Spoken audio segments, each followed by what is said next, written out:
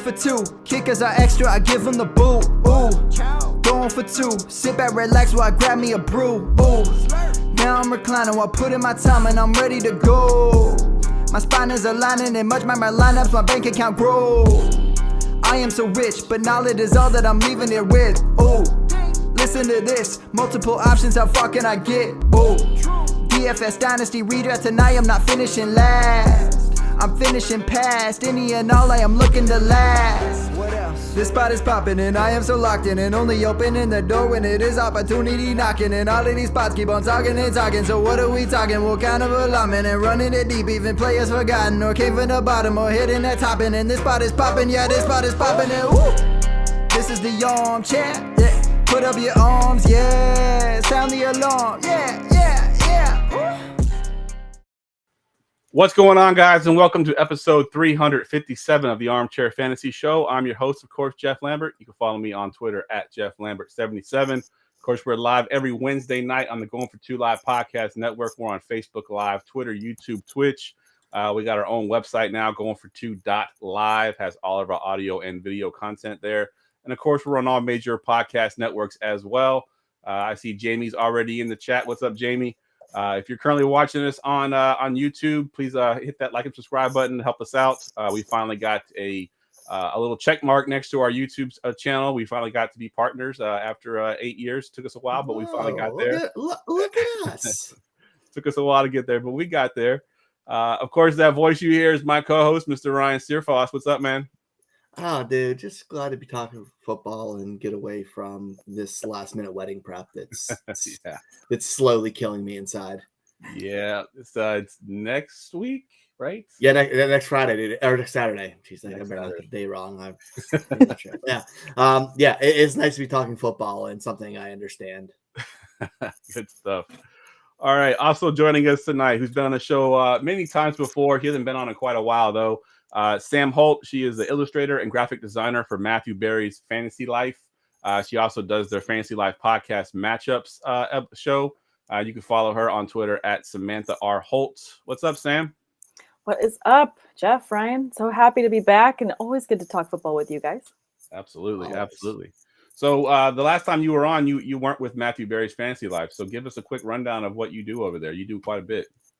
Oh, yeah. I joined up with the team last year and I did a lot of illustrations last year, which were so much fun. I unfortunately haven't had as much time this season to get as many drawings as I'd like, but there's still plenty of work to do over there for the newsletter, which is amazing. And if you guys haven't already subscribed, it is fantastic. There's amazing content from the team every single day. So I get to do a lot of the graphics for that, as well as the website and for social as well. So there's tons of stuff, fun graphic work for me to do there. But lucky enough this year, I also get to do the podcast that you mentioned, the Fantasy Life podcast. And I do the matchups show with Chris Allen and with Cooter Doodle. And the pair of them are hilarious. So getting to go back and forth between them and bring on some fun guests has been really fun this year. That's awesome. Yeah, we've had Chris on the show. Surprisingly, I'm in multiple leagues with Cooter Doodle, and I've talked to her on Twitter, and I've never had her on the show. She's been on some of the Going for Two shows, just never on our show. That's just rude. Yeah, I'm gonna have to get her on. I'm gonna have to reach out to her and see if I can get her to come on the show. Oh, I'm sure. All right, I want to plug real quick before we get to the show our DFS for Toys charity contest. If you play DraftKings, right now it's free to enter. Obviously, we're taking donations, but the website is goingfor2.com/toys. Go there and register. You can also donate there as well. We're giving away a championship belt courtesy of Fantasy Jocks, which I'll pull up here. Hopefully, I don't spill my beer like I did last week. Let me get the belt out. So here's the championship belt that we are giving away. So again, goingfor2.com/toys. Our goal is $1,000. We're currently up to a little bit over of 700. So well on our way to hitting our goal for sure. So go register if you play DraftKings. Go do that and donate as well. We got a great show tonight. We're gonna do Spade or Fade as we normally do for the week. We'll give you some sit starts. We'll do some buy sell because I know a lot of leagues are coming up on their trade deadlines. We'll do some buy sell, answer some listener questions, and of course we'll get to our nonsense draft. Attention, everyone! Let's mock draft.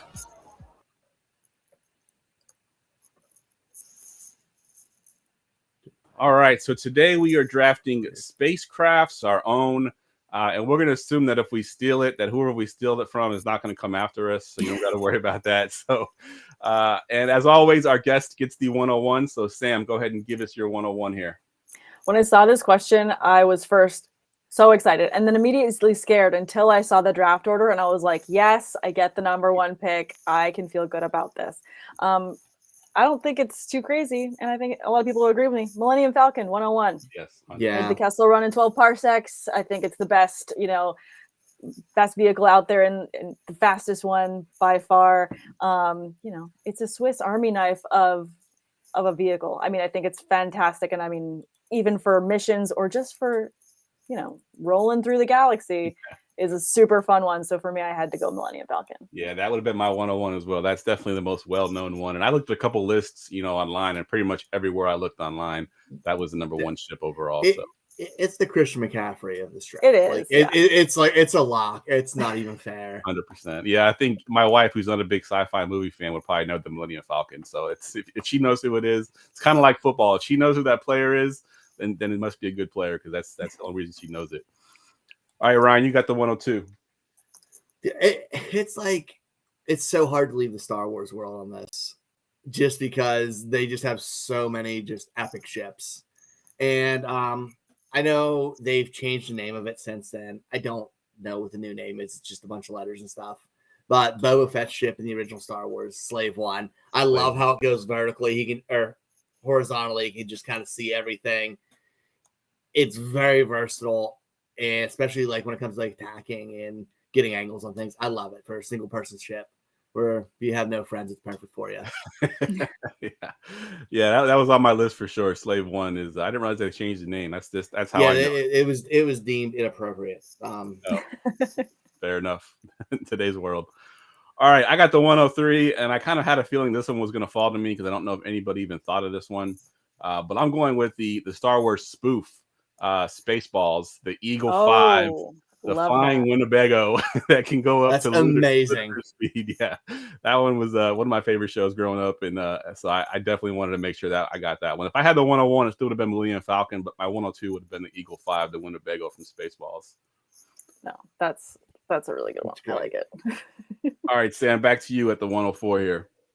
All right, we're going to stay with my theme. I'm going to go the Razor Crest, Mandalorian ship. Nice. I mean, not only an amazingly fast ship, but obviously, incredibly well suited for all types of, scenarios, going to different planets. It stands up to the test, and there's a lot that ship can take. So also, I think of my squad, I'm looking for not just speed, but I'm looking for them to be resilient. Resilient and versatility for sure. Mm-hmm. Good pick. All right, Ryan, you got the 105. I am going to take the Milano from Guardians of the Galaxy. Love that. It's smooth. It's very clean looking. And I mean, it's named after Alyssa Milano. It's fantastic. It's a good one. Yeah. And it just plays the best tunes of any ship we've ever going to talk about. Yeah, 100%. It does have the best jams. Good choice. All right, I got the 106 here, so I better get me a Star Wars ship before y'all take them all. I'm going to take one that growing up, I remember I got the Lego set, sort of the advanced Lego set for this thing, and I loved it. I had it sitting on my desk, and that's the TIE Fighter. I just love the TIE Fighter. I love the way it looks. I love in the movies the way that it sounds when it goes by you. I've always been a big fan of the TIE Fighter. So TIE Fighter. I literally have it here unbuilt. Nice. Right next to me. I've had every Star Wars. I have every Star Wars ship we've talked about. That one is unbuilt still because I'm lazy. Good stuff. All right. Let's see. Where are we at? We're at the 107, Sam. All right. We're just going to round it out with Luke's classic X-Wing. I think, again, I'm looking for speed. I'm looking for agility. And with the right pilot, I'm hoping myself I can stand up to it. But I would even take Luke flying it for me, and he could just be part of my squad because he's an amazing pilot, and I just need that speed as well. It's got to come with R2 in the back, right, with his screen. 100%. It's not It's not Luke's X-Wing without R2 in the back. So I'm also low key taking that on to my ship as well. Good stuff. All right, Ryan, you got the 108. I just can't not do it just because it's a classic ship, even though I wanted to stick with Star Wars. But I'm taking the Enterprise from Star Trek. It's just it's probably the second most iconic ship we've talked about. And just nobody cares about Star Trek, apparently. But it's such a cool ship. The design's different. It's fun. I like it. It is. Yeah, I like it. So my last one actually is going to go to Star Trek as well. And I'm going with, it's got a cool ass name and it's able to cloak. I'm going with the Klingon Bird of Prey. Ooh, okay. That one can cloak, and that's sort of their iconic ship in all the movies that, that all the Klingons would fly. So Bird of Prey would be my 109 to round it out. Love that. All right, so let's get into some football stuff. News and notes from around the league. All right, we'll start off here, Sam, with the 2 notes from the Vikings here. One, Alexander Mattison in the concussion protocol, and then a potential return of Justin Jefferson. So one, I want to know with Alexander Mattison, is there any running back in that offense that you want to, to have fill in for Alexander Mattison that you feel comfortable starting? And then when Jefferson coming back, how does that affect the pass catching options like Addison and then TJ Hawkinson? Sorry, what was the last part of that question? As far as how does Jefferson affect TJ Hawkinson and Addison in the offense when he comes back? Does he affect them at all? I mean, he will. He's definitely going to eat into some of their targets. But I mean, I think at the same time, as of right now where we're sitting, this Vikings team is brand new. I mean, we have a very small amount of data just with Josh Dobbs under center. And everything that we're getting so far is that he's keeping up the pace. He's getting everyone active and involved. And he's also himself been able to run touchdowns in. So, when you look at the way the offense is structured, I think we don't know fully until we see this first game with Justin back. I think that even when Justin was in, both Hawkinson and Addison were both used quite a bit. I think it just helps open up the offense for them. And I think it's going to continue to keep them open.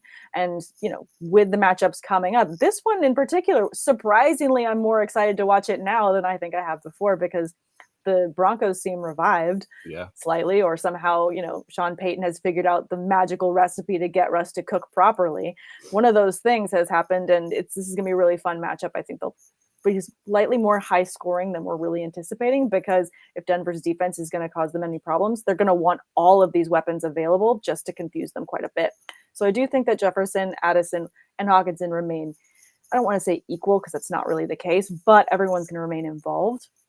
And then as far as the running back that I'd like to see, or trust is kind of a strong word, but Ty Chandler is the one that's out there that made moves this past weekend. So I kind of have to ride with the hot hand. But again, because Josh Dobbs is so mobile himself, it's kind of not really an offense that I'm looking to necessarily buy a lot of.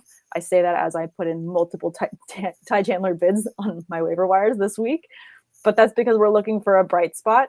And if, Dobbs doesn't run it in himself, Chandler looks like the best possible option right now. But we'll see what it looks like when Madison comes back, or if he could come back this week. Yeah, that running back landscape is pretty ugly right now. And I think Chandler's by default, he's just going to be somebody you're probably going to have to play this week.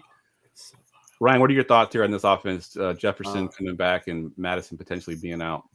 I honestly don't care about the running back still. Like, I really want to, because, it's fun. Ty Chandler, we haven't really gotten to see what we want out of him, but it's vile. If he can't beat out Alexander Mattison and a broken Cam Akers at this point, what's that say? Like, it's terrifying. Slim pickings.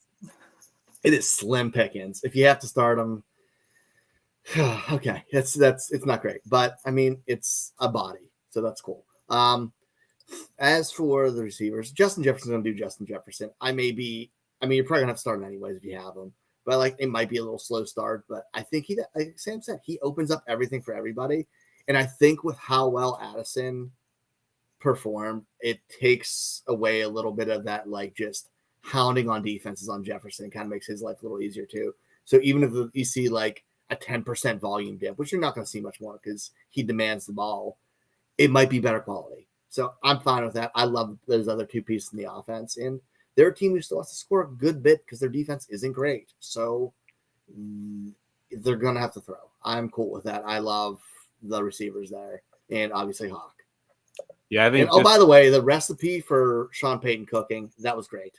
That pun was phenomenal. It just got blown by. That was great. That threw me off everything I was trying to say for a second. Thank you. So, I was going to say this similar thing as far as the run game. There's not much to this run game. It hasn't been good all year.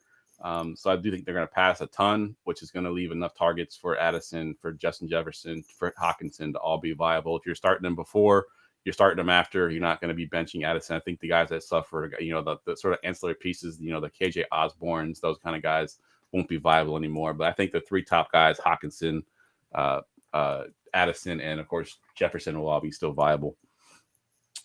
Next one, we're going to go to a quarterback here. Matthew Stafford, of course, had the issue with, I believe it was his thumb. Supposed to be coming back. We're going to push through it. We know Stafford's been sort of an Iron Man. He's been able to fight through injuries before, but unfortunately, a lot of times it affects his play. Not so much worried about Stafford, Sam, but what about Cooper Kupp and Puka Nacua? Are you worried at all about their production if Stafford's pushing through injuries here? I mean, like you kind of said, he's pushed through injuries his entire career. And I mean, it's his thumb. I guess for me, I don't see this one as much of an issue compared to some other injuries that he's had with, some broken fractures in his spine. Yeah. He's had some dislocated ribs. He's had, some shoulder issues and elbow issues. Just literally everything on this man has been broken. So to me, I'm like, his thumb, I'm really not necessarily that concerned, especially with the way that they're set up and just the speed that you have in both Cooper Kupp and Puka Nacua. I think that they're both capable of shaking defenders, getting open, and making plays work. And if they have to adjust to a slightly shorter route tree as a result of this, I still see them having a lot of success just because they're that fast. But I honestly don't feel that worried. If they feel confident of him coming back, where the Rams are sitting right now, they could just they could either pull the cord or keep going. And it feels like McVay doesn't really have stop in his system. So I think that they're going to continue to see this season through, especially with the success that they've seen behind someone like Puka, along with Cooper Kupp. We want to see what this Rams team is going to look like. They sold all of their assets to get that Super Bowl back in a couple of years ago. And I feel like they're now starting to see like, okay, we still have some stuff. We can still make this work. We can try and stay competitive in our division. So I think they're going to try and play this out. And so as long as they feel confident enough to start him, they could have waited one more week. I think we feel good rolling out both Cooper Kupp and Puka Nacua this weekend. Yeah. Ryan, where do you stand on this? You got to start them, but I'm not as confident. They have been underperforming the last couple of weeks, and Green Bay's defense really hasn't been that great. Coming up the bye, Seattle gives them a tough game. Arizona's cool. Then they have Cleveland, Baltimore going into the fantasy playoffs. Like, they have kind of a rough run. And if Stafford's a little bit beat up, they're not bringing Carson Wentz for like fun, like a proven quarterback like him. It's not just that worries me a little bit, and the health might be worse than we think. And so they're just kind of, the efficiency isn't there, and we don't know which one of those guys is clicking on any week. It's become more of a question because they do play very similar roles, and he's just kind of split it now since Kupp's been back. Yeah. I'm a little more worried. Like, I'm not rolling them out as my wide receiver one or feeling comfortable as that. I'm thinking them more as maybe low-end wide receiver 2 flex options at this point. Yeah. I mean, you have to start them, but like, I'm not as confident. Yeah, I think Kupp you're definitely starting because you probably drafted him as a starter. I think Puka Nacua you probably picked up off waivers. Maybe you got somebody that start him.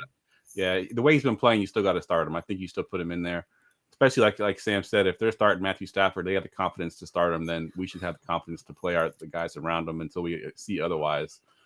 So yeah, I think I'm in the same boat with y'all. Ryan, I'm gonna go to you on this next one here. This one's with the Ravens in Bengals game coming up on Thursday night. Is it Thursday night this week? Yep. Yeah, it is Thursday night. T. Higgins ruled out. We know Jamar Chase has absolutely killed the Ravens, destroyed the Ravens in the past. T. Higgins is officially ruled out, but let's just assume Chase gets his. This past weekend, Tyler Boyd and even to an extent Irwin had decent games there. Do the Ravens let Chase do his thing and then these other pieces shut them down, or do you think they still have some viability in fantasy? I mean, it's weird because they also, on the other side, Baltimore's missing Marlon Humphrey, which hurts the cornerback room on it. But I'm sure they're going to give Chase most of the attention and let the other people beat them. The Ravens secondary has been fantastic this year, even though they had a couple collapses last week because I don't want to talk about it. They just kind of fell apart and like took the feet off the gas. I'm just comfortable with Chase. I'm not somewhat comfortable with Mixon because they have been getting ran on more than they should have the last against Cleveland. So they showed some sort of affinity giving up the run a little bit last week. But I'm not feeling real comfortable about any of this Cincinnati players other than Chase. Chase and Mixon, if you have to, pretty much if you have to. I mean, you have to start. You can't not start Mixon because running back, like we talked about earlier, if you're starting Ty Chandler, you're going to have to start Joe Mixon, and you're not feeling great because running back's just a wasteland right now. 100%. What about you, Sam? What are your thoughts on Tyler Boyd? And I can't think of the guy's first name. I know his last name is Irwin, but is it? I know it starts with a T, but I can't think of his other name. He had a I'm confused. Is touchdown. it Tyler or Taylor? Have they Yeah, all? It's just one of those sounds now that it's lost all meaning. Trenton Irwin. Trenton Irwin. There we go. Yes. I mean, between the two, I mean, I think Irwin came down with the touchdown, but I believe that Tyler Boyd had a higher amount of the snap percentage and had a lot more looks. It's just a matter if it shakes his way or not. And I think that he does have potential. Again, in deep leagues, I'm thinking, multiple flex positions. This is a deep situation where you're relying on him and even getting him in there. But, I mean, if the likes of Elijah Moore can get a touchdown last weekend against the Ravens, I think that the odds are pretty good for Tyler Boyd. That wasn't meant to be a slight. I know. It's just, it hurts my soul a little bit. But that's what I'm saying. I think that, if Chase is going to be drawing some double coverages, and like you just mentioned, if your cornerback room is a little bit dinged up, then someone like Boyd can sneak through the cracks and get out deep and possibly have a big play upside for you. Yeah, he had that big play last week and then dropped a touchdown too, which ended up costing him the game more or less. But Boyd isn't your typical receiver 3. Like, I think he could be a receiver 1 in a lot of teams. He could. So I think him stepping into the receiver 2 could be it's a decent potential to do some things, even if it's a good defense. All right, let's round it out with a coach firing. The Bills fired their offensive coordinator. And I know anybody watching that game, saw all the turnovers that Josh Allen had. And if you're like me, you're watching James Cook just rip off run after run after run after run, and they just some reason would go away from him, and Josh Allen went the interception. So Ryan, I'll go to you. Do you think this helps, that run game a little bit with James Cook, and do you think this offense gets back on track? So I hope it does, and it can't get much worse than the play calling has been. The issue is implementing a completely new offense in the middle of the season, when you have one of the toughest schedules in the NFL coming up. It's going to have its learning curve. Like, there's going to be issues with it. I'm kind of viewing everybody how I did. Like, it's not a huge change in my viewpoint till I see, oh, wow, he is actually using James Cook. It's one of those I'm waiting and seeing, because we really don't know if he's going to change it up or if Ken Dorsey was just a scapegoat. Like, there's a good possibility it's that as well. We don't know at this point. And yeah, I hope it works out for him, but it's one of those I'm just viewing everybody how I did. Yeah. What about you, Sam? What are your thoughts here on the firing, and do you think it affects the offense at all? Oh, I mean, I definitely feel like I'm leaning more towards the scapegoat narrative right now. But I feel like there's a lot of issues that they're having on both sides of the ball. So I think that making that firing happen as a result of some of the certain, mistakes that they made in the game, in a vacuum makes sense, but there's still a lot that's not clicking. There's a lot that's not working. And I don't think that's necessarily all on him. I also, to your point, Ryan, I feel like this is such a tough time of year to make this call, especially with their matchups they have coming up. You look at teams like the Raiders that just absolutely cleaned house, and they're having amazing success, but they don't have these matchups the same way that the Buffalo Bills have coming up. It's very different. Or the expectations that the Bills have either. No, exactly. And I think that there's a different amount of pressure when you have, nothing to lose in terms of the way that the Raiders are playing, and they're playing lights out like that. Like, this is our last game and it is fine. And we are a very player forward, player led team. And it's kind of makes it more fun, honestly, to watch the Raiders right now as a result of it. So when you look at that, and then you also look at this really tough schedule where they've already had a lot of issues, like at least the Raiders have had some bright spots and moments where like, okay, but that works and that's still working. There's just a lot that they've left on the table for the Bills, and we expect more out of them as a result of what we know they're capable of doing. And we've seen those connections in the past. So I think that knowing what has worked in the past and that hasn't been working this season, it's going to be so much harder to get it work now fluidly with this schedule. Yeah, 100% agree with you. But yeah, it was so frustrating to watch James Cook as a James Cook owner in my leagues, watching him rip off these runs. And then they get down into the red zone, they put in Latavius Murray, or, they have Josh Allen throw it and he throws an interception, or like, it was just, I'm like, man, he's like ripping off 5-yard, 6-yard, 8-yard, 10-yard runs, and y'all going away from him. I don't understand it. So hopefully for James Cook's owners out there, hopefully it does switch some things up and get some more touches in that offense, because we all want to see it for sure. Definitely. All right, let's get to some spade or fade. Spade or fade. All right, we'll kick it off with our spades here, Ryan. What you got for your first spade? I am going with Jerome Ford. Losing Deshaun Watson means they're going to rely heavily on the running game. Putting in a heavy running quarterback with DTR also normally helps the running back get going. Pittsburgh while their defense has been really good this year, mainly against the pass, they've been getting ran on pretty well. And the Browns offensive line just mauls people. I think he kind of keeps it going this week. Yeah, I like Jerome Ford this week, and you're right. The Pittsburgh Steelers, if they have a weakness in that defense, it is the run defense for sure. What you got for your spade, Sam?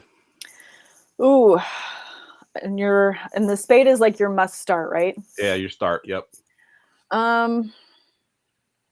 Looking at my teams and who I guess I'd go with most excited about making sure I get in the game this week. I mean, man, this is so tough. If you want, I can go first while you figure out which one you want to do. Yeah, if you don't mind. Yep, sure. So I'm going with the quarterback. I'm taking CJ Stroud versus Arizona. Arizona gives up the 8th most points to quarterbacks. They're 30th in pass DVOA, and CJ Stroud has just been unbelievable. I have him in a league where I picked him up off waivers early in the season, and Trevor Lawrence is my starter, my quote-unquote starter, and I've been playing Stroud over Trevor Lawrence most weeks, and I'll continue to do that against Arizona in a great matchup. I think the Arizona Cardinals are giving you like 18, almost 19 points per game to quarterback. So Stroud will be in my lineup in most of my leagues that I own him. All right, Sam, what you got? 1 second. I've got a cat that's trying to get in front of my screen. Sorry, we allow pets in there. Yeah. Ryan's dogs make appearances occasionally. It's been a while. Anyone that follows me knows that Knox, my black cat, is always trying to interrupt my show. So deepest apologies there. Oh, yeah, good. But actually, your call out for CJ Stroud reminded me that I am very excited to get more Tank Dell in there, knowing that Nico Collins is likely not going to go this weekend. He was phenomenally for last weekend, kept me alive in an eliminator league. So I will pay him my debt, and he will go to the top of my list as terms of a must start. Yeah, absolutely. Tank Dell is on my list as well for the same reason you just mentioned. I mean, he's been awesome. I mean, him and Noah Brown, who kind of came out of nowhere. Like, when did Noah Brown get good? Like, all of a sudden he's like blowing up. But yeah, that offense has been really good the last few weeks. Definitely. Ryan, let's do a fade. What you got for a fade? I am going to fade Josh Allen this week. Again, he's on your team to play him, but I don't feel good, man. The Jets defense is really good. We're coming off we'll be on 5 days with new offensive coordinator off this just devastating loss. The way this all shakes out, the Jets are going to play ball control. I hate it for him. Like, I'm sure he'll be fine, but my expectations are just very tempered. Yeah. Let me ask you real quick, since we just mentioned CJ Stroud, if you have both those guys, are you playing Stroud over Josh Allen this week? Yeah. Yeah. I think you're right. I don't feel I feel weird. I feel gross doing it, but you know what? CJ Stroud's a stud. Yep. 100%. All right, so I'm gonna give one of my fades here. I'm gonna be fading Isaiah Pacheco, coming off of a bye week. Before the bye week, he had one of his worst games of the season, but he gets to play the Eagles, who give up the fewest points to running backs, and they're ranked number 2 in DVOA. And the way you beat the Eagles is through the air. That's just how you beat them. And the Chiefs love to throw the football, so I do think that's gonna be their game plan, to throw the football all over the field. Pacheco takes a back seat this week, so I will be fading Pacheco in all of my lineups this week. Sam, what you got for a fade? Going back and forth between my fades, but I think I'm going to have to lean with Adam Thielen, who has started the season off bright and absolutely completely tapered off, and he has a very tough matchup against Dallas this weekend. So if you have him right now, you're probably grateful. In terms of like myself, I've been grateful for him getting me to 8-2 in a league I definitely don't deserve to be. However, I'm going to be pivoting this weekend and trying to find some fantasy bright spots elsewhere. Good stuff. Yeah, you must be peeking at my list, because I had both Tank Dell on my spades, and I had Adam Thielen as one of my fades as well. So good call. Sniped it. Let's go back around one more time, Ryan. Give us another spade. My other spade, I don't know if I closed my list there, is Brandon Ayuk. I love his matchup this week. I think we're starting to see Brock Purdy cook a little bit again. And Tampa Bay is giving up a good amount of points to the wide receiver position. I like him this week. Yeah, I think I don't know if I said it on this show, if I said it on my Friday show, but I said that Ayuk is just missing the touchdowns, and of course last week he got his touchdown. So it was a little bit of a fluky play the way he caught it, but I'll take it any way I can get it. So yeah, Ayuk is a great play this week. I hate doing 49ers plays. Do you on the show though? I really do. Wait, as a Ravens fan, have you heard all of this, like, tinfoil hat nonsense about the Super Bowl logos dictating the teams that are going to be in Super Bowl? And it's I pray that's true. Niners, Ravens. Oh, okay, so is that where a lot of this is coming from? No, I just don't like to talk up Jeff. I don't like to talk up Jeff's team. Yeah, he just knows I'm a Niners fan. So that's but I my obsession with conspiracy theories makes me pray that one's true. Oh my God, I love it. All right, so my other spade is going to be, I'm going to stick with that same game on the opposite side that I picked C.J. Stroud. I'm going with Trey McBride. He had 8 targets last week with Kyler Murray, over 131 yards. Murray just kept going to him over and over and over again. We're finally seeing that breakout that I'd hoped we had seen earlier in the season when I thought Ertz wasn't going to play. Now that Ertz is out, McBride's finally having his breakout year. So yeah, I love me Trey McBride this week for sure. Stan, you got another spade? Yeah, I do. And I'm going to keep it with the tight ends along with yourself. And I'm going to go Jake Ferguson. He's got a really good matchup this weekend against Carolina. And I think that he's shown himself to be very trustworthy so far this season, especially the last 3 weeks in particular. Touchdown each of those weeks. So I think that we see that train continue to roll forward for him. I like it. All right. Let's see. I gave my spade. You gave your fade. Yeah, let's do fades one more time, Ryan. Go back through one more fade. I'm going with Steelers running backs with Jalen Warren and Najee Harris. I know everyone's super excited today when they announced Jalen Warren. I just combined them into one person. Jalen Warren was the starting running back, but one Steelers beat writer, Farb, I can't think of his first name, was talking about how that's like a deceiving thing where they were co-starters last week and it's still a split backfield, which adds a confusion. And there's the fact that Cleveland's run defense is just absolutely absurd. I want no parts of that. I honestly don't want parts of anybody other than Jerome Ford in this game. Yeah. But man, their defense is unbelievable stopping the run right now. And I just don't want any parts of that, especially when it's a split backfield and a lot more split than I think we want it to be. Yeah, so I had 3 names written down. Pacheco, I mentioned already. Sam took my Adam Thielen, and then I had the Steelers the backfield. I mentioned the Eagles being number 2 run defense versus the running backs. The Browns are number 1, and it's by far. So I want nothing to do with that Steelers backfield for sure.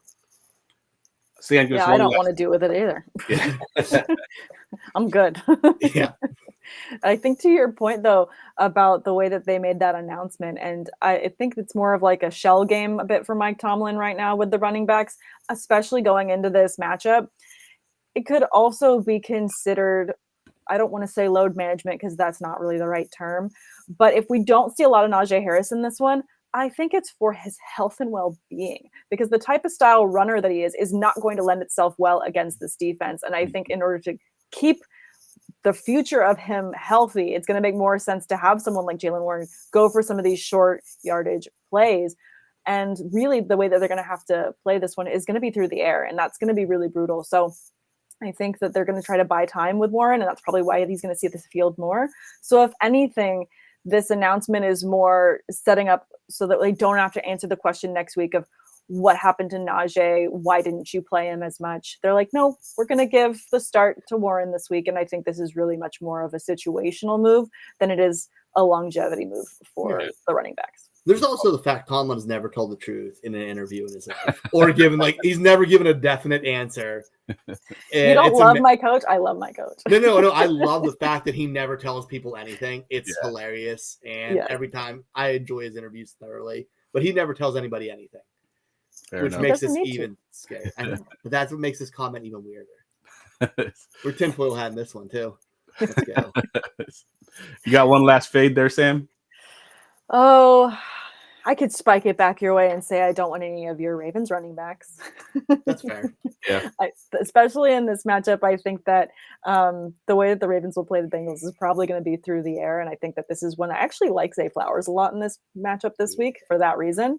But also when they get in close, it's going to be Lamar at the end of the day. So if I have to roll the dice and pray that Gus Edwards falls into the end zone, I probably don't have a wing and a prayer to win my week. So I'd like to just focus elsewhere.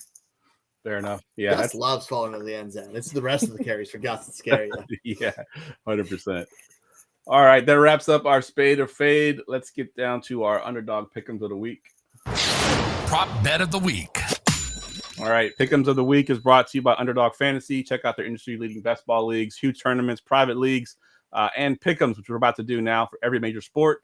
Use our promo code GF2 and sign up and get a deposit match up to $100. It's as simple as that. Use promo code GF2 and start winning some pick'ems. And let me go ahead and bring up our pick'em screen here. And for the first time, Ryan, first time all year, we hit all three of our pick'ems last week. Yeah. Yeah, it's the 1 week that I picked the insurance where you don't get paid as much if you win, and of course we hit all three of them in the 1 week that I picked. That's what you get for being a coward. Yeah. All right, Ryan. So we'll start with you here. What you got for your prop? I'm keeping it straight with my spade. Jerome Ford at 48.5 rushing yards feels low with how much he's been carrying the ball. We have seen 20 carries, 17 carries the last 2 games. Better keep it going. All right, 48.5. So we're going higher on the 48.5 Jerome Ford. And Sam, if you don't have one yet, just give me a team or a game and I can pull it up and we can go through what's available.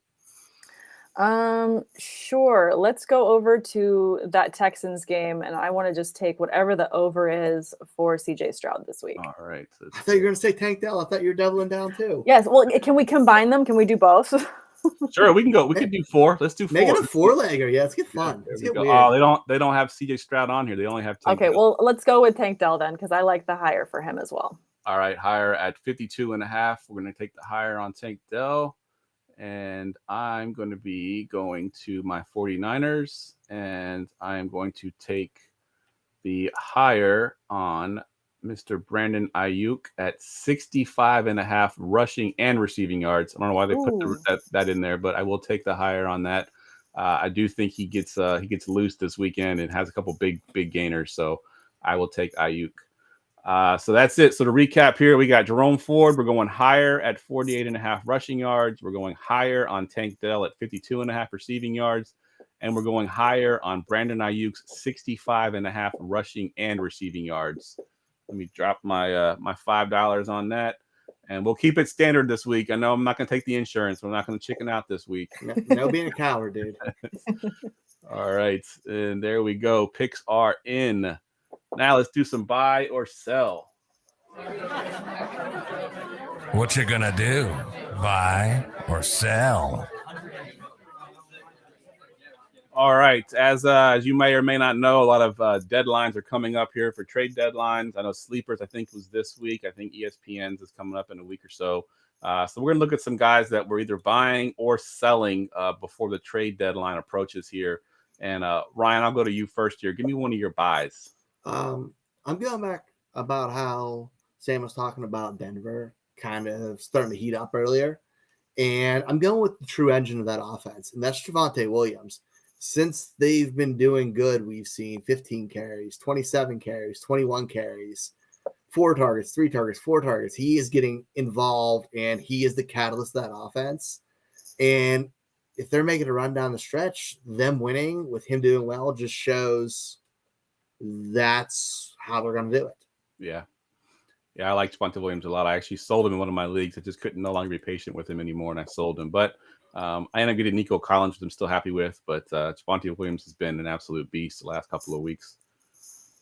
I'll go next with my buy. I'm going to stick with the running backs, and I'm going to take a guy that's getting a little bit long in the tooth. Had a couple bad games recently that people might be down on him. But I'm going to be buying Derrick Henry. Derrick Henry has an awesome sort of schedule down the stretch. He has the Jags this week. Then he has the Panthers. He has the Colts. He has the Dolphins, the Seahawks, and the Texans. He has twice, including in the playoffs as well. So I'll take Derrick Henry as a guy right now. You probably can get fairly cheap. People are kind of out on him. I hear a lot of Tajay Spears talk, him taking over the backfield, and I think once it starts to get cold and it gets to be those weather games, it's going to be all Derrick Henry. And against those defenses, I'll take him all day.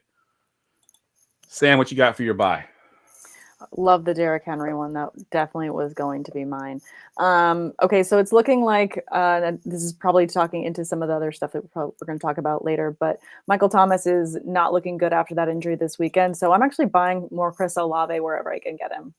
In terms of where I'm using him, I'm using more as a wide receiver too, as well, in terms of my value. And I think because he hasn't had necessarily the huge burst every single week, you could probably get at a decent value as well. But rest of season, I definitely like his volume. Yeah, I love that call. And I think that, he's had sort of the usage. It's just the big plays haven't been there. I think if he can get those big plays, I think we'll go back to loving Chris Olave because he's just that good. I like that call. Ryan, we'll go to you. Let's do one more buy. Oh, we're doing buy first. I had my sell up. Son of a biscuit. Sorry. He had me all thrown off, and I had it up there with me. 1 second now. My brain just stopped on Your me. brain is saying buy all. My threw you off there. My bad. I'm doing my sell anyway because I had the stuff up for it. Hold on. You got me flustered. I unplugged my headphones. Jeff, go to you first. My brain. I just had a brain stop. Right, we could have gone sell. My bad. You just ruined me. I'll do a buy, and then you can do whatever one you want, buy or sell. I'm going to be buying Tony Pollard. If you look at his usage, we talked about this on the DFS show. We keep expecting this to be a breakout. He has the most red zone carries of any running back. Fortunately, has not scored a touchdown in weeks and weeks. It has to be some positive regression. People are talking about Rico Dwaddle being the guy now. I don't buy. I think Tony Pollard is still the guy.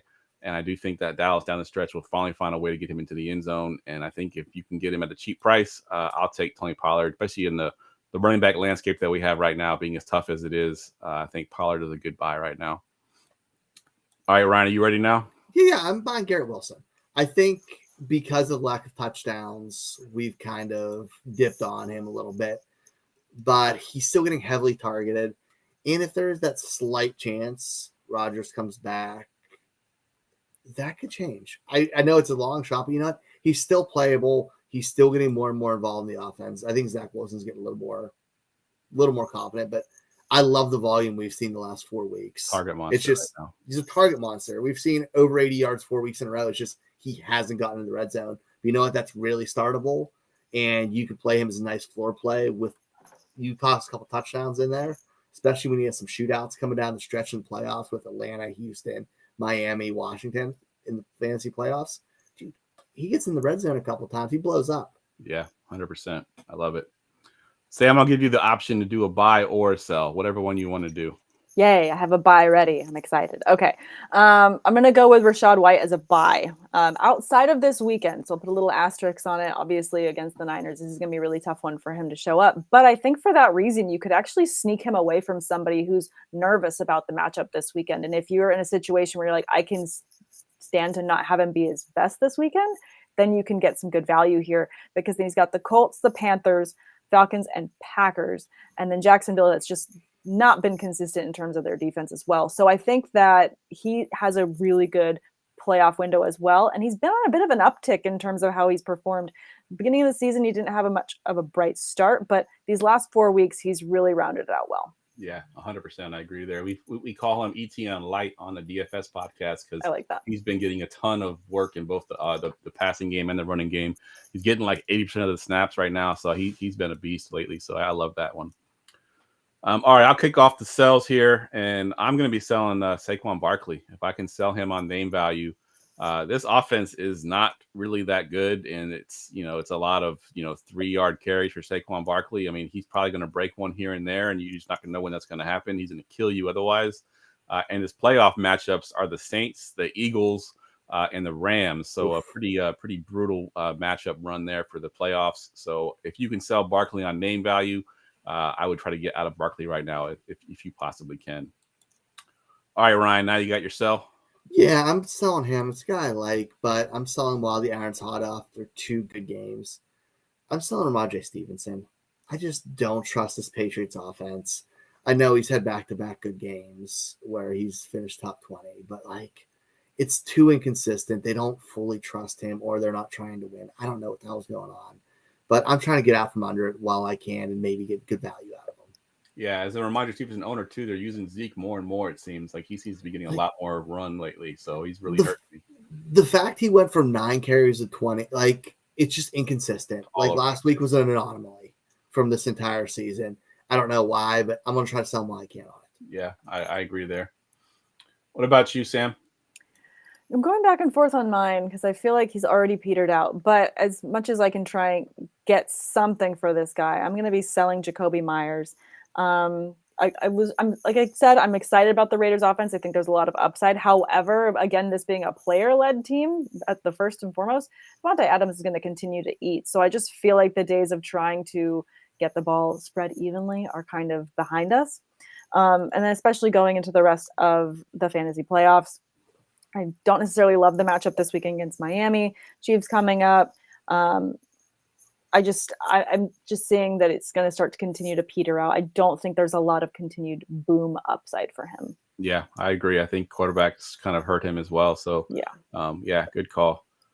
Let's do one more sell. I'll start off here with a guy we talked about on the podcast, and we talked about it all season about how he's been the guy in this offense all off season. But the last couple of weeks, it's been sort of switching a little bit, changing in the guard. Kenneth Walker getting outsnapped the last 3 weeks by Charbonnet.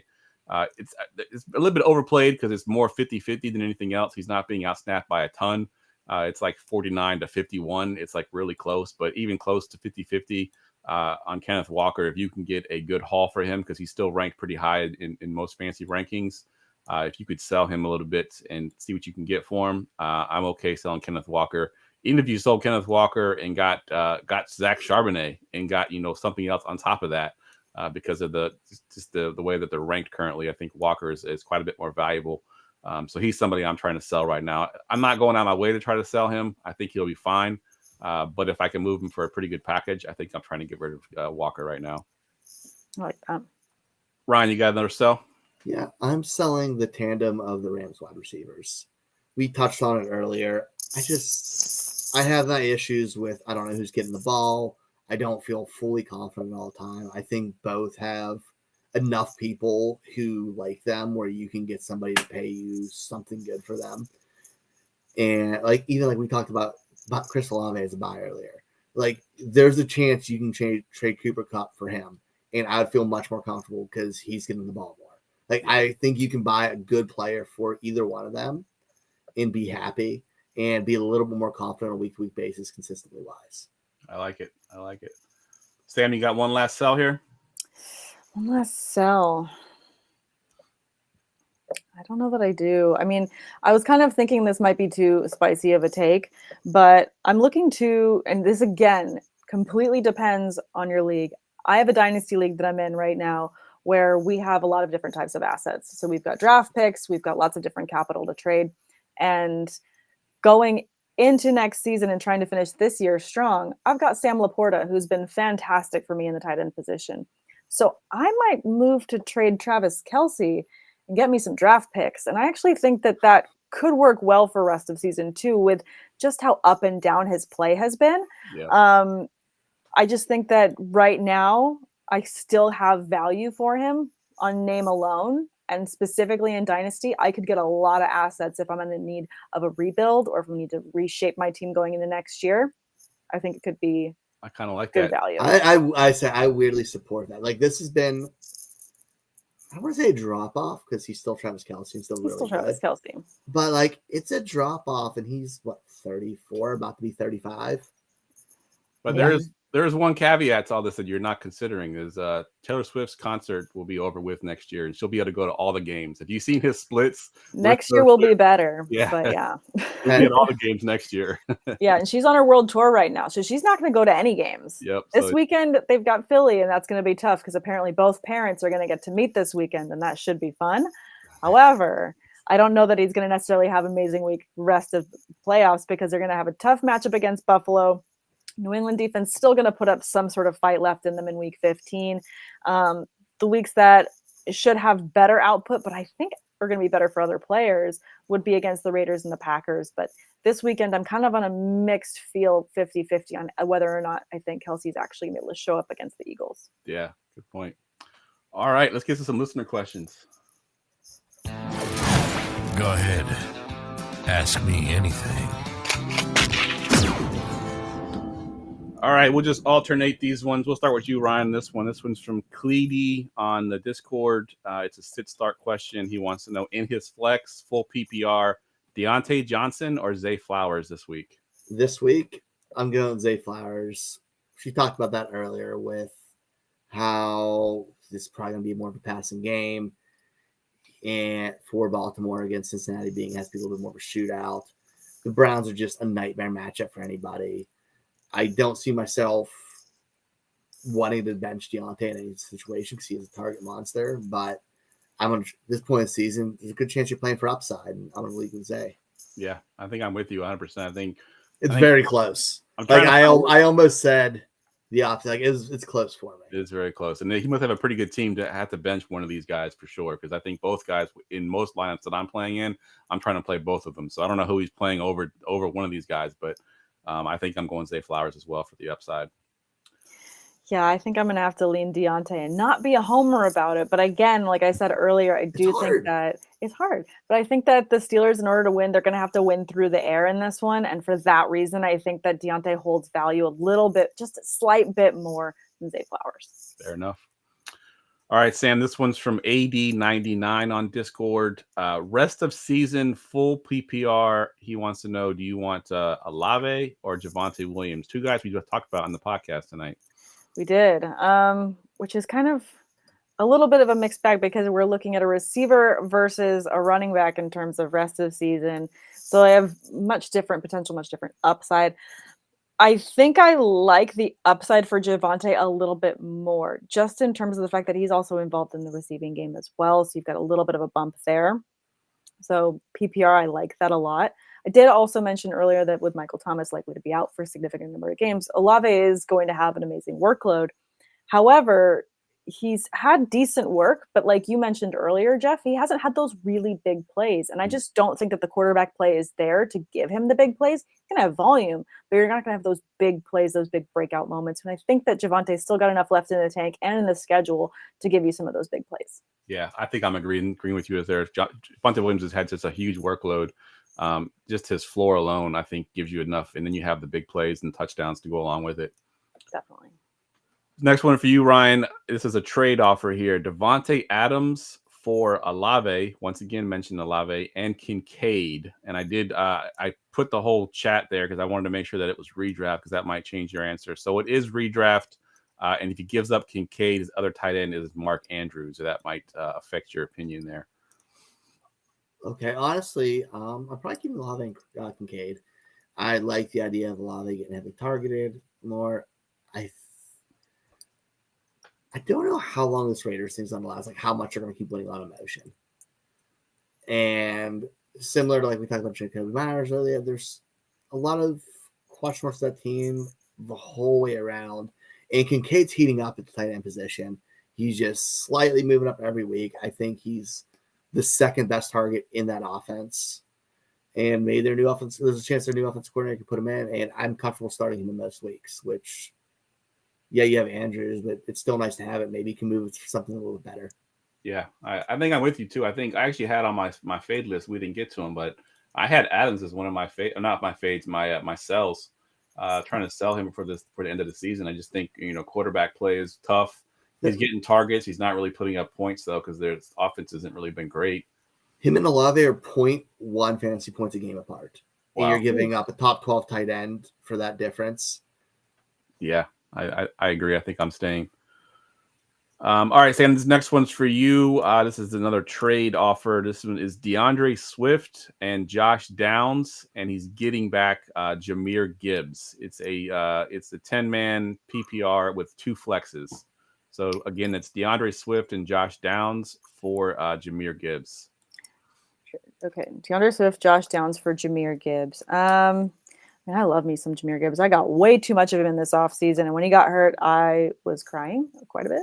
I don't cry at really anything except for sports. So it's like literally the only time I cry. I'll watch any kind of horribly sad movie, and my friends think I'm dead inside because I don't cry. But the opening ceremony of the Olympics, I bawl like a baby. It's terrible. Rest of season, I definitely would rather have the Gibbs side of this, and just in terms of volume, upside. The Lions are playing for playoffs right now, and they have no stop in them.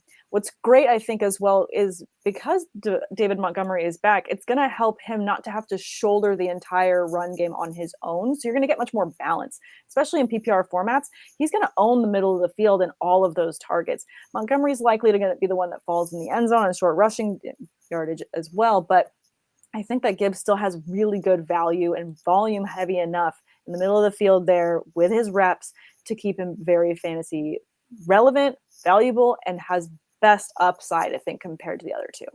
Yeah, I'm with you. And I think it comes down to Swift not getting those touches in the red zone with Jalen Hurts taking all those touchdowns. So, and we saw a little bit of a change in the guard last week as Jahmyr Gibbs got the shorter touchdowns where Montgomery had to score from 70 yards out just to get his touchdown. But Gibbs has played so well, it's hard to ignore them. You have to give him the ball. So I think Gibbs is where I'm going here as well.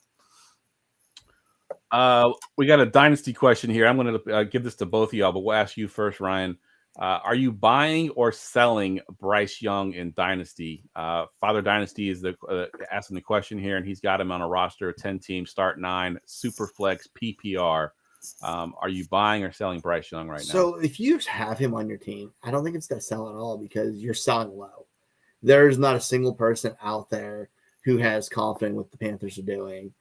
And with how bad that team is and that surrounding cast is, I don't want to say it's the only way you can go is up because obviously we've seen players just burn out. But at this point in his career, it's a young quarterback in a terrible situation. Have a little bit of patience. I think you can buy him super cheap right now, and it's worth taking the shot on getting him cheap. Just don't overpay for him. I bet you can get him for a second now, or pretty close to that in super flex. Yeah, and I'm cool with that because of just with that value drop, and you have the upside of starting quarterback. But yeah, I think it's just being some patience. Sometimes we just rush these young guys, and we turn on too quick in fantasy, and I don't think this is the time to do it. Yeah, I think we've seen it in the past where like if you have a couple rookie quarterbacks come out and one of the rookie quarterbacks is having an amazing season, aka CJ Stroud, we judge the other rookies against that guy.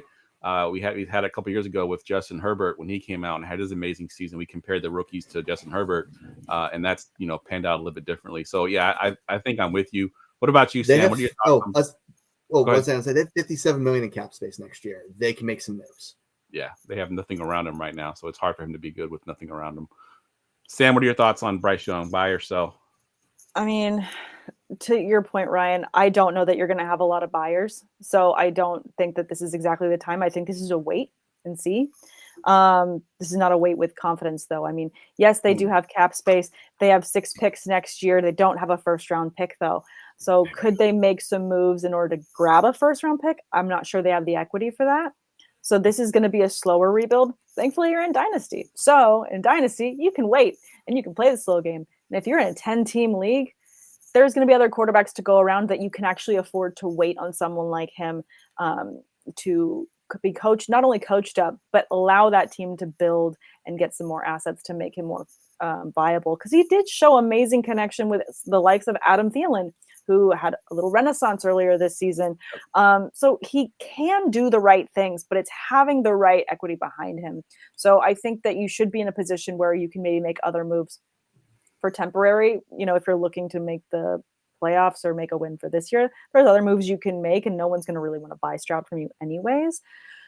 But again, if you're in this deep of a league for Superflex, you can taxi him for a season and allow him to cook for a little bit longer because the Panthers are going to allow him to cook. They spent the value on him, and they're not exactly like some of the other teams that will spend a first-round pick and then just spend it again to try and get him for the next year. I think they're going to be a bit more conservative in this draft coming up and not try to make a play for one. So yeah, I think that they're gonna wait and see and allow time to happen for Bryce Young. Yeah, when you're the number 1 overall pick, you got a little bit of a leeway. They'll give you a couple years before they start making any decisions on that. So. Yeah, he's got at least 2 years. He's got next year will be another build, and depending on their positioning and how they end the season, he'll maybe have 1 more year before they really start to panic. Yep, agreed. One last question here, Ryan. This is from Going for Two's own Dr. Jim. He wants to know, with the current crop of rookie tight ends and their relative, immediate success that we always say wait on tight ends, Is this an outlier, you think, or is this a sign of things to come in the NFL? That's a hard question like that because it is the talent wise. Like these guys we've seen are extremely talented. Like Sam Laporta, it was broad elite athleticism, well rounded. This year, we've seen last couple of years good tight ends who we thought talent take a little bit longer. I think it's very situationally if player special. Like next year with Brock Bowers coming out, I have full confidence he could have an instant impact. But somebody with not as much of a pedigree, maybe not. Like I think it's a case by case basis, which a lot of times is in fantasy football. We just kind of get caught in these trends. Yeah. I think it's an outlier, but not maybe in extremes a little bit too far because there have been guys who've blown up the rookie year. And then you got guys like Cole Kmet, who's in year 4, who had that talent, who's taken a while. It's just situation matters, landing spot matters. Laporta landed an offense where the tight end matters and is a big part of it. Like it's just it's case by case. Agreed. Sam, what are your thoughts? Are you on the same page with that? Yeah, kind of case by case basis. It's all situational. And I don't know, I think everyone says this every year, but this year has felt absolutely horrible for injuries. Feels like it's the worst that's ever happened to us, and it's only going to get worse. Just like climate change, it's only going to get worse in terms of injuries until the turf fields start getting changed out. But to that end, teams have had to lean on different types of playmakers, and I do think that the tight end position has continued to change and evolve a lot like the rest of the positions so far in the NFL. Quarterbacks are getting more mobile. Running backs are being used more in the passing game, and tight ends are being leaned on more than just blocking. So I think that we're going to continue to see some of these amazing athletes come out where they show a lot of versatility. We mentioned, obviously, Sam Laporta was very successful. Michael Mayers had some little sparks as well. Kincaid. There's Musgrave, another one. Luke Musgrave. And again, a lot of the result of them having to step up is because of injuries, because of poor play. They're going to have to lean to other players. And when you've got that athleticism, you're leaning for it. Of course, we were all hoping for this for Kyle Pitts, but I think we know coaching-wise, it wasn't ever in the cards for him. Yeah. So I do think going forward, we could maybe begin to hope for such, but I don't know that we should allow it to completely reflect the way that we're changing our draft strategy for them. I think we continue to take flyers on a lot of these tight ends, maybe a little bit sooner than normal, but I don't think that we should be going out in our first 4 rounds and really rolling the dice with a rookie tight end. I think that there's a certain amount of hype that we can get excited for these players, but we still kind of need to keep our ADPs in check going into the season because, again, situation can change, injuries can change everything as well. ADP never stays in check. Like we try. It never does. It's like my budget for Christmas shopping. We start with one and we try and keep it with the bumpers on, and then we accept that it's going to change. Yeah, 100%. I love it. All right, let's get to our final segment of the night. Get ready for GoingFor2.com's Forgotten Fantasy Player of the Week. All right, Sam, who you got? Give us some of your hints here for your Forgotten Fantasy Player. How obscure can I go with my hints? Obscure as you need. However you want to start. It's up to you. This is your segment. You go at however you want. Okay. He was a player that I drafted as part of one of my first fantasy leagues in college, and I was very excited about him. So we'll leave it there. It's not a quarterback. So now you have me and Ryan guessing your age. We've just guessed your age. That I know better. Okay. Well, I'll give you a hint. I graduated college in 2010. Okay. It was 6. You played freshman year? You said this year you graduated. It's within my last 2 years of college. Okay. All right. So it was an early pick then. Not only was he someone that was probably a little bit of a darling at the time, but his hot year, I want to say, was 2014. 2014. Okay. And it was Dynasty, so I kept him that whole time. He became precious to me. Okay. I feel like my year's off. No. Did you give us a position? I can give you a position. It's a receiver. All right. So a receiver. 2014 wide receiver.